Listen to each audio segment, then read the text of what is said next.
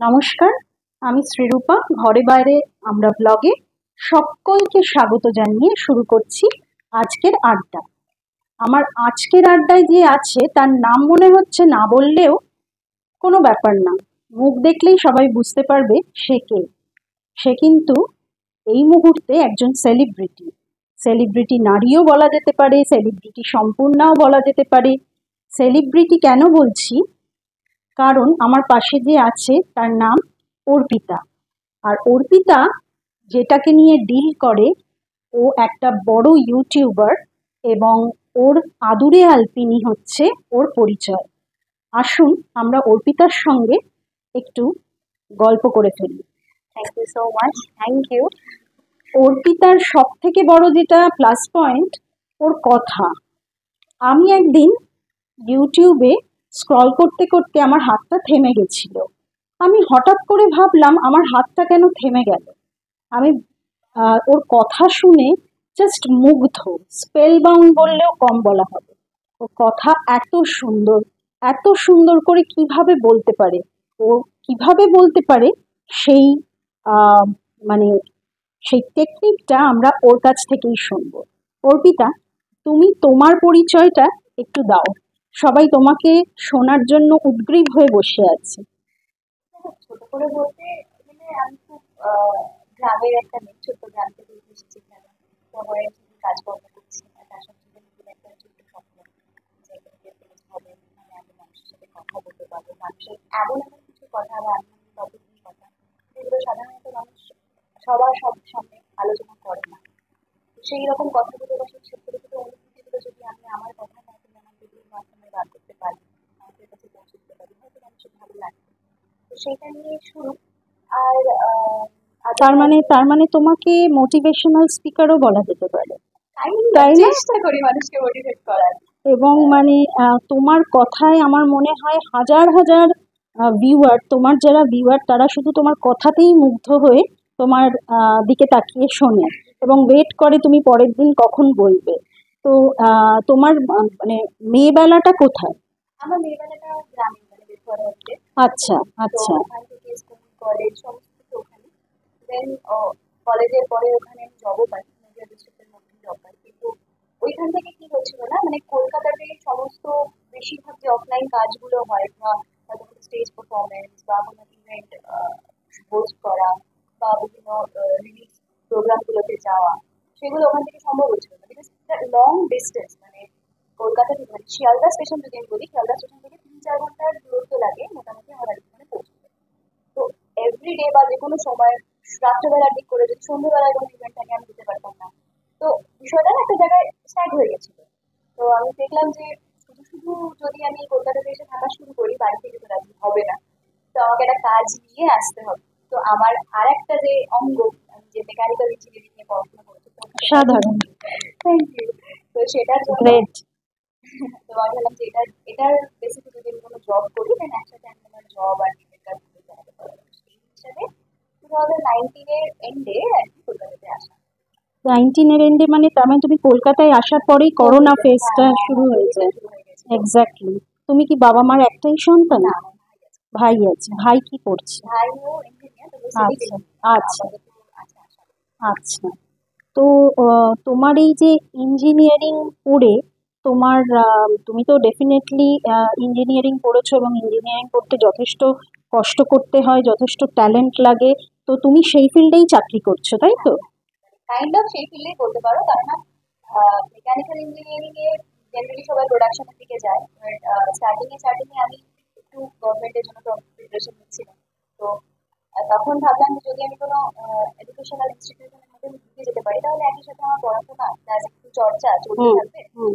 তো সেই থেকে এডুকেশনাল ফিল্ডে আসা। তো আপাতত এরকমই একটা কলেজে। হঠাৎ হঠাৎ কি মনে হলো যে প্রথম যেদিন তুমি মানে কিছু বললে ক্যামেরার সামনে, সেদিন তোমার মনে হওয়াটা কি ছিল?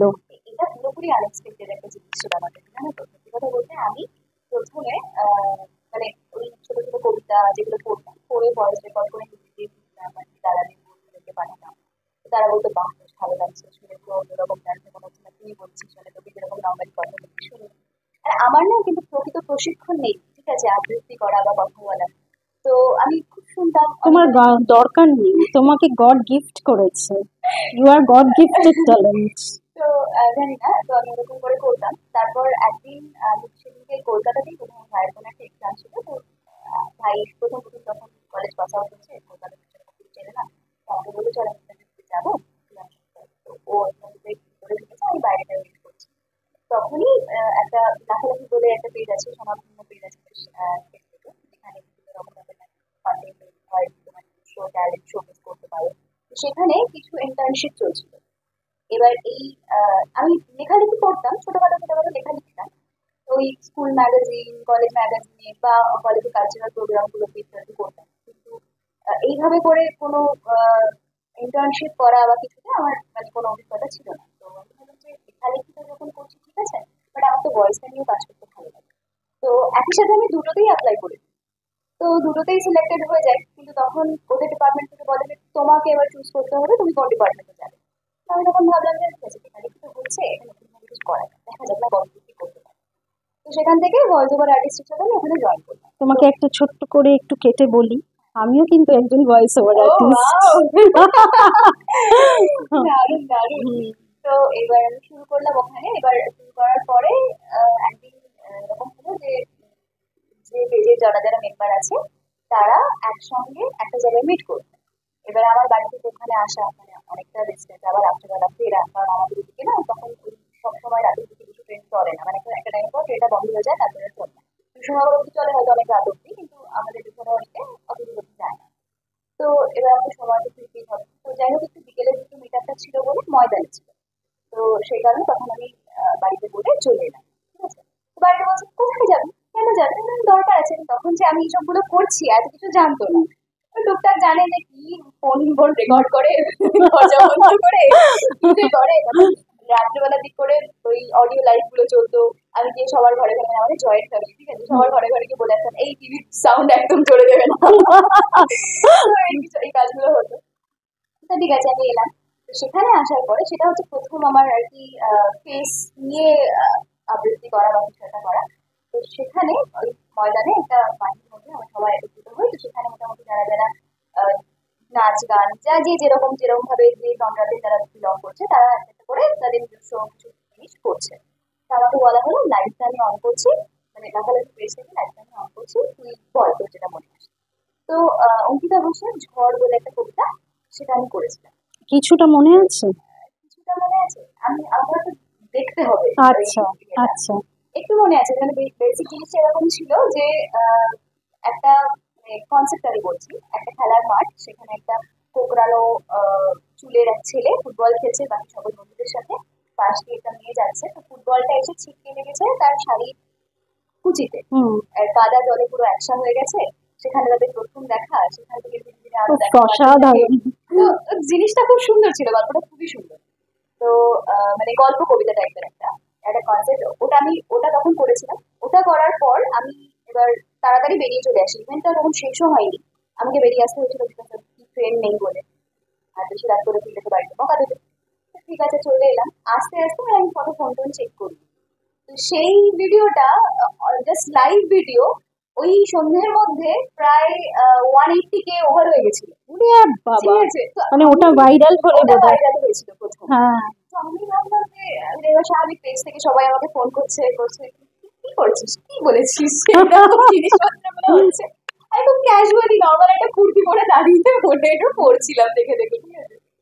তো এইবার যখন হলো তখন পেজ থেকে ডিমান্ড আসতে লাগলো যে তার কাছে ভিডিও করে দিতে হবে।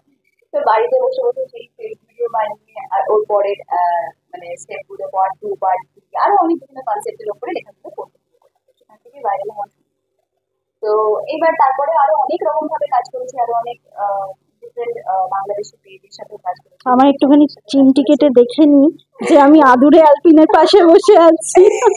তো তো ওদের সাথে ওদের ওখান থেকে মানে পেজের কনসেপ্টটা আমার আসে যে ওয়াই নট নিজের একটা পেজ হোক, যেখানে মানে আমাকে তখনই সবাই লাফালাফি অভিযানী বলে চিনত। তো আমি চাইছিলাম যে হ্যাঁ অবশ্যই আমার ওটা তো একটা আমার বেস, যেখান থেকে বলেছি, যেখানে আমি কোনোদিনও অস্বীকার করতে পারবো না। কারণ যেখানে এখনো পর্যন্ত তাদের সাথে আমার কানেকশন আছে, এখনো পর্যন্ত আমার কোনো প্রবলেম হলে বীজ সংক্রান্ত বলো বা কোনো প্রোগ্রাম সংক্রান্ত বলো, আমি সবসময় চলে যাই। আমি আর বোধহয় হচ্ছে তোমাকে হেল্প পাই। রিসেন্ট ওই মানসী সিনহার একটা ইয়ে করতে দেখলাম, খুব ভাল লাগলো। ইনফ্যাক্ট মানসী সিনহা আমারও খুব একজন প্রিয় আমার তো অভিনেত্রী। ভীষণ, আর মা ওই ইন্টারভিউটা দেখার জন্য পুরো হাঁ করে বসেছিল, আমাকে বলে এক্স্যাক্টলি। কখন পাঠাবে ভিডিওটা, পাঠাচ্ছিস না কেন, এডিট করে দিবা, দাঁড়াও এডিটটা করে পাঠাচ্ছি। তো মাকে পাঠার পর বলছে, কেমন লাগলো, ভালো লেগেছে। তো এই হচ্ছে এক্স্যাক্টলি, ব্যাপার। সেই বাবা মার তো তোমাকে নিয়ে একটা আলাদা গর্ব হওয়ারই কথা। না, গল্পটা তো কিছু করে না, কিচ্ছু করে না, ওই কি করছে এইসব বলছে। আরেকটা জিনিস বলো, যে তোমার যে এত ফ্যান ফলোয়ার, যেদিন তুমি প্রথম রিয়েলাইজ করলে যে আমি সত্যি কি, মানে আমার সব থেকে যেটা ভাল লাগলো যে তুমি কিন্তু এত ফ্যান ফলোয়ার হওয়া সত্ত্বেও তোমার পাটা কিন্তু মাটিতে, you are very down to earth, ঠিক আছে? তো আমাকে তুমি বলো, যেদিন প্রথম রিয়েলাইজ করলে যে তুমি সত্যি মানে এত ফ্যান ফলোয়ারের মধ্যে আছো, সেদিন কিরম অনুভূতি হয়েছিল? সত্যি কথা বলতে আমি এখনো রিয়েলাইজ করতে পারিনি। বিশ্বাস করো, আমি জানি না কেন মানুষ আমাকে দেখে, কেন মানুষ শোনে, বাট আমার মনে হয় কি, মানে আমি যখনই যে কথাগুলো বলি আমি নিজে ফিল করে বলি। হ্যাঁ, অবভিয়াসলি লাইফের এক্সপিরিয়েন্সেস তো আছে, সেটার সাথে যখন আমি নিজের অনুভূতিগুলো কানেক্ট করতে পারি সেই লেখাগুলোই আমি বলি, আর সেই কারণে বোধহয় মানুষ আরো বেশি করে কানেক্ট করতে পারে। এবং ওগুলো কিন্তু পুরো বুঝতে পারি যে তোমার মনেরই কথা। হ্যাঁ, অবভিয়াসলি, মানে হ্যাঁ, বেশিরভাগ কথাই, বেশিরভাগ মানে প্রায় 90% কথাই আমার মনের কথা থেকে মনের connect কথা, এক্স্যাক্টলি। মানে ওটা ওটা হচ্ছে আমার না একটা স্ট্রেস বাস্টার একটা জিনিস, সেখানে আমি সমস্ত আমার মনের কথাগুলো উগড়ে দিই। একটা লাইন মনে পড়ছে এখন, যে প্রেমে পড়া বারণ। তো তুমি এই প্রেমে পড়া বারণ নিয়ে কি বলতে চাও? এটা আমার প্রোফাইলে লেখা আছে, প্রেম ও মানে নিবেদন নিষিদ্ধ। এটা কিন্তু আমি জানতাম না। আমার ঠিক প্রোফাইলে আছে, লেখা আছে হরফ করে, প্রেম নিবেদন নিষিদ্ধ। আচ্ছা। তো এই প্রেমে পড়া বারণ লাইনটা থেকে তুমি দু লাইন বলো আমাদেরকে। প্রেমে পড়া বারণ, মানে হ্যাঁ, কি বলতো, সত্যি কথা পক্ষে বলতে না বিপক্ষে। না, অবশ্যই, মানে কিছু কিছু ক্ষেত্রে আমি পক্ষে বলবো, কিছু কিছু ক্ষেত্রে বিপক্ষে বলবো, মানে প্রত্যেকটা জিনিসের তো যেমন কয়েলের তো দুটো পিঠি হুম, আছে। তো প্রেম বলতে গেলে আমার জীবনে অনেক অভিজ্ঞতা নিয়ে এসেছে, হয়তো এসেছে বলি, মানে এইসব অভিজ্ঞতা আছে বলেই হয়তো এখন আমি বলতে পারি সামনে, হয়তো আমার মধ্যে ওদের ছিটে ফোটা অনুভূতিগুলো থাকতো না। তো আমি গ্রেটফুল যে আমার জন্য, মানে আমার লাইফে এরকম অনেক বেরিয়ে যাওয়া, অনেক মন খারাপ করা প্রেম এসেছে। হ্যাঁ, এখনো পর্যন্ত আমি সিঙ্গেল, এখনো মানে। তো কিন্তু বিষয়টা হচ্ছে এই এই অনুভূতিগুলো আমাকে দিয়ে যাওয়ার, এক্সপিরিয়েন্স গুলো দিয়ে যাওয়ার কারণেই হয়তো আমি মানুষকে আরো বলতে পারি যে এই জায়গায় ভুলগুলো তুমি করো না, বা আমি যে ভুলগুলো করেছি সেই ভুলগুলো যেন সামনের জনের মানুষ না করে। না করে, এক্স্যাক্টলি। আর বিয়ের ইচ্ছে আছে? হ্যাঁ, ডেফিনেটলি আছে, অবশ্যই আছে, আছে, কিন্তু একটু দেরিতে। একটু দেরিতে। তো এমনি মানে মনে মনে কি ভাবনা আছে, যে বাবা মার ইচ্ছে বিয়ে করব না নিজের ইচ্ছে করব? দেখো, বিষয়টা হচ্ছে প্রেমটা তো আমি একসেপ্ট করে নিয়েছি, আমার দ্বারা হলো না। ঠিক আছে, সময় সময় এখনো যায়নি। গড নোস কি হতে চলেছে, বাট ওই আর কি, বাবা মা চেষ্টা করছে, বলছে যে সেটেল হয়ে যা, অনেকটা হলো, জিনিসটা বসন্ত তো পেরিয়ে ফেলবি, এবার তো সেটেল হতে হবে।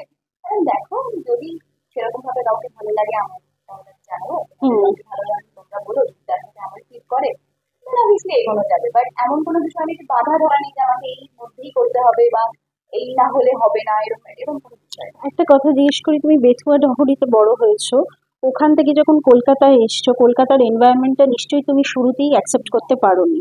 তো তোমার মানে হোয়াট আর দ্য ডিফারেন্স, তোমার কি মনে আমি হয়? এখনো মাঝে মাঝে accept করতে পারি না, সত্যি কথা বলতে, বাট ঠিকই। আমি কোথাও গিয়ে মানিয়ে নিয়েছি বিষয়টার সাথে যে হ্যাঁ, এইগুলো এরকম। হ্যাঁ। কারণ আমাদের ওইদিকে গ্রামের মানুষ না প্রচুর সহজ সরল টাইপের হয়, ঠিক আছে। তো আমি থ্যাঙ্কফুল যে আমি গ্রামে জন্মেছি, কারণ না হলে হয়তো আমার পাটে মাটিতে থাকতো না। তো আমার বাবা সবসময় বলে যে মানুষের ব্যবহারটা আসল, তো তুই ঠিক কথা। কখনো যে কাজটাই করিস না কেন লাইফে, কারোর সঙ্গে কখনো মানে বিনা কারণে খারাপ ব্যবহার করবি না।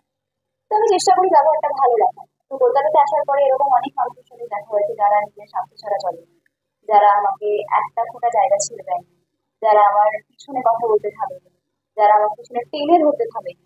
তো হয়েছে, প্রথম প্রথম কোপ আপ করতে খুব প্রবলেম হচ্ছিল, তবে আমার বেশ কিছু বন্ধু বান্ধবী আছে এখানে, যারা আমার কলিগ বলতে পারো, কলিগ থেকে বেস্ট ফ্রেন্ড হয়ে গেছে, বা আমার হয়তো স্কুলের ফ্রেন্ড বা আমার কলেজের ফ্রেন্ড যারা কলকাতায় সেটেল হয়েছে, তারা আমাকে অনেক হেল্প করেছে, মানে এই ধরো জায়গা খোঁজা বা কোথাও যাওয়া। যখন প্রথম প্রথম ইভেন্ট গুলো হতো আমি ভাবতাম কি করে যাবো, একটা ভয় লাগতো, বা ভাবতাম যে আচ্ছা, মানে কেউ যদি কারোর সাথে কথা না বলতে পারি, এটাও নিজেকে। আজকে আমি আমার প্ল্যাটফর্মেই বলছি সকলকে, মানে সাক্ষী রেখে, মানে কোনোদিনও কোনো সমস্যা হলে জাস্ট একটা কল করো আমাকে, আমাকে তুমি পাশে পাবে।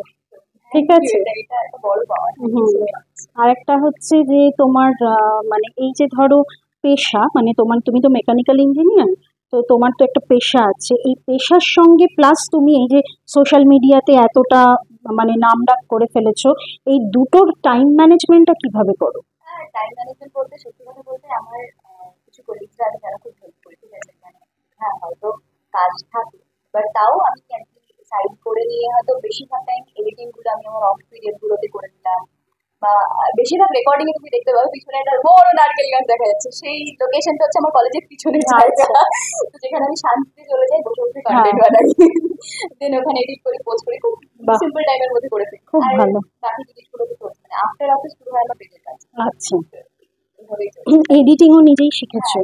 নিজেই দেখে দেখে দেখে দেখে আচ্ছা। যতটুকু দরকার পড়ে, মানে আচ্ছা, আমার ভিডিওতে তো বেশি কিছু এডিট করার দরকার পড়ে না। দরকার পড়ে না। তো ওই নর্মাল জাস্ট ঠিকঠাক করে কেটে বা বন্ধু কিছু হয়ে গেল, সেগুলো ম্যানেজ করে হুম নেবো। হুম। এই ছোটখাটো কাজগুলো। আচ্ছা আচ্ছা। আর এমনি তুমি মানুষ হিসেবে কেমন, মানে তুমি কি মিশুকে, বা ধরো তুমি একটু সেলফ সেন্টার্ড, কিরকম? হ্যাঁ, মিশুকে আমি বড্ড মিশুকে। মিশুকে ছোট থেকে বড্ড। আচ্ছা হ্যাঁ, তবে ছোটবেলায় একটু শাই টাইপ অফ পার্সন ছিলাম, তো সবার সাথে মিশতে পারতাম না। আচ্ছা। তো আমার আমার চেঞ্জ হলো র্যাপিডলি আফটার 11, মানে আচ্ছা। আফটার 11 তখন 12-এ যখন উঠি তখন আর কি মানুষের সাথে কথা বলা শুরু করি। তারপর তো কলেজে আসলে মানুষের মুখে যায় না। স্বাভাবিক ব্যাপার। না না, বকে যাওনি। ঠিক আছে, সব থেকে ভালো লেগেছে যে আমি মানে একদমই আননোন একটা পার্সন, এবং আমার চ্যানেলের বয়স মাত্র একটা মাস, আমি তোমাকে অফার করেছি, এবং তুমি সেই অফার অ্যাকসেপ্ট করেছো এবং আমাকে একটা রেসপেক্টেড জায়গায় রেখেছো। I am really grateful to you. হ্যাঁ, ঠিক আছে, মানে তুমি একটা কাজ শুরু করছো, সেখানে যদি আমার ছোট কিছু জিনিস তোমাকে হেল্প করতে পারে, থ্যাংক ইউ সো মাচ। মানে আমার অনেক ভালোবাসা তোমার জন্য। আর যেটা বলবো যে সামনে লোকসভা ভোট, কাকে ভোট দিচ্ছ? এটা অন ক্যামেরায় বলা যায় না। যাই হোক, তো এটা আমি মাঝে মাঝে সবাইকে লেকফুল করতেই জিজ্ঞাসা করি। তো সত্যি আর কথা বলতে কি, আমার না পলিটিক্স নিয়ে না খুব একটা ইন্টারেস্ট নেই, আর কলকাতায় থাকলে ইন্টারেস্ট হয়ে যাবে। হ্যাঁ, ওই ঠিক শুনে আছে, শুনে শুনে শুনে আগামী 5 বছর পর, মানে আগামী 5 বছরে তুমি নিজেকে কোন জায়গায় দেখতে চাও? দেখো, এই যে কাজটা করছি গল্প করার সাথে সাথে করছি, কিছুটা ইনস্টাগ্রামেও অ্যাকাউন্ট খুলেছি। চাইছি এই যে ইনফ্লুয়েন্সার মার্কেটিং যেটা, সেটা যাতে একটু বেটার ভাবে করতে পারি। আর এই মানুষকে মোটিভেট করার জায়গাটা যদি কোনো দিনও পসিবল হয়, কারণ আমার তো ওই কাউন্সিলিং করার মতো সেরকম কোনো ডিগ্রি নেই। যদি পসিবল হয়, যদি ডিগ্রিটা অর্জন করে যদি কোনো মানুষকে আমি হেল্প করতে পারি অ্যাজ আ হুম। কাউন্সিলর হিসেবে, তো এটা আমার একটা ইচ্ছা আছে। আর একটা ইচ্ছা আছে এই ইনফ্লুয়েন্সার মার্কেটিং মানুষকে যেভাবে ইনফ্লুয়েন্স করছি, আরো বড় বড় শো গুলো হোস্ট করার ইচ্ছা আছে। বাহ, খুব ভালো, খুব ভালো। তুমি সামনের দিকে এগিয়ে যাও, তোমার অনেক উন্নতি হোক। একদম মন থেকে বলছি, মানে একদম কোনো প্রফেশনাল প্ল্যাটফর্মে বসে আছি বলে বলছি এরকম নয় ব্যাপারটা। তুমি খুব মানে অনেক বড় হও, তোমার চারপাশটা আলোয় আলোকিত হোক। ঠিক আছে, তুমি মানে আমি যেন বলতে পারি যে না, এই মেয়েটার আমি ইন্টারভিউ নিয়েছিলাম। তো যাই হোক, আর আরেকটা, এই ঘরে বাইরে আমরা প্ল্যাটফর্মে এসে তোমার কেমন লাগলো? ভীষণ ভালো লাগলো। আর এই নতুন চ্যানেলটার জন্য তোমাকে অসংখ্য অসংখ্য শুভেচ্ছা। আরো অনেক অনেক দারুণ দারুণ কাজ করো। আর এখানকার সমস্ত দর্শকদের আমার শুভকামনা রইল। অনেক অনেক দূর যাবে ঘরে বাইরে চ্যানেলটা। তোমার জন্য এক আকাশ ভালোবাসা। শুধু আমি লাস্ট একটা জিনিসই তোমাকে যেতে যেতে তোমার থেকে শুনতে চাইবো, তুমি কিছু একটা মোটিভেশনাল কথা আমার প্ল্যাটফর্মে বলো। দেখো, মোটিভেট করাটা আমি ভেবে করি কোনোদিনও যে মোটিভেট করবো। হুম বিষয়টা হয়ে গেছে, মানে আমি আমার এক্সপিরিয়েন্স শেয়ার করতে গিয়ে বিষয়টা হয়ে গেছে। তো হুম। আমি বলতে পারো কিছুটা জায়গায় গো উইথ দ্য ফ্লো করেছিলাম। মানে প্রথম নাম্বার শুরু হয়েছিল তো আবৃত্তি দিয়ে, সরি আবৃত্তি দিয়ে। তো এইবার হচ্ছে যে বিষয়টা গো উইথ দ্য ফ্লো হয়ে গেছে, যখন দেখছি যে মানুষ আমার মধ্যে একটা কথা বলতে ভালোবাসে। তো আমি এটাই বলবো যে যখন দেখবে কখনো কোনো জিনিস তোমাকে পিছু টেনে ধরছে, তোমার যে তোমার ভেতরকার যে সত্তাটা সেটা বেরিয়ে আসতে ভয় পাচ্ছে, সেই জায়গাটায় আগে আগাছাগুলোকে সাইড করো, নিজেকে গাছের মতো করে বেরিয়ে উঠতে দাও। আর ছোটখাটো জিনিসগুলো যেগুলো বাধা আসতে চলেছে, সেগুলো দেখবে অটোমেটিক্যালি কেটে যাবে। কেননা যখন তুমি আকাশের দিকে তাকাবে তো নিচের দিকে কি আছে সেটা তুমি আর দেখতে পাবে না। অলওয়েজ চেষ্টা করো নিজেকে মোটিভেট করে এক্সপিরিয়েন্স গুলো গ্যাদার করে নিজের লাইফের উপর অ্যাপ্লাই করতে আর সেলফ অ্যানালাইসিস করতে। না হলে সেলফ অ্যানালাইসিস না হলে তুমি বুঝতে পারবে না যে তুমি কি করছো, কেন করছো, বা তোমার আগামীতে কি করা উচিত। অলওয়েজ বলবো নিজের ভালোবাসার জায়গা, নিজের কাছের জায়গাগুলোকে আঁকড়ে ধরে বাঁচতে। তো খুব ভালো লাগলো, ভীষণ ভালো লাগলো। আমিও অনেক কিছু শিখলাম তোমার কাছে। তুমি আমার থেকে বয়সে ছোট তো কি, ছোটদের থেকেও অনেক কিছু শেখা যায়, আমিও শিখলাম। অনেক কিছু কথা বলতে মানে এইভাবে করে একটা তুমি এতটা দূর থেকে এলে জাস্ট নিজের কাজের জন্য, নিজের ভালোবাসার জন্য, এটা থ্যাংক ইউ, থ্যাংক ইউ। ঠিক আছে, আর আরেকটা জিনিস হচ্ছে, আজকে আমরা ঘরে বাইরে ব্লগে আদুরে অ্যালপিনের সঙ্গে বসে আছি। সবাই ওকে অনেক অনেক ভালোবাসা দিও। ঠিক আছে, ও চ্যানেলটা নিয়ে যেন আরো অনেক দূর এগিয়ে যেতে পারে। এবং আমি একটাই কথা বলবো, আমাদের দুজনের আড্ডা যদি সকলের ভালো লেগে থাকে তাহলে প্লিজ ছোট্ট করে লাইক করো। আর পারলে যদি ভালো লাগে আড্ডাটা তাহলে চ্যানেলটা সাবস্ক্রাইব করো আমাদের। হ্যাঁ, ডেফিনেটলি আমাদের ভালো লাগবে। Thank you so much. Thank you.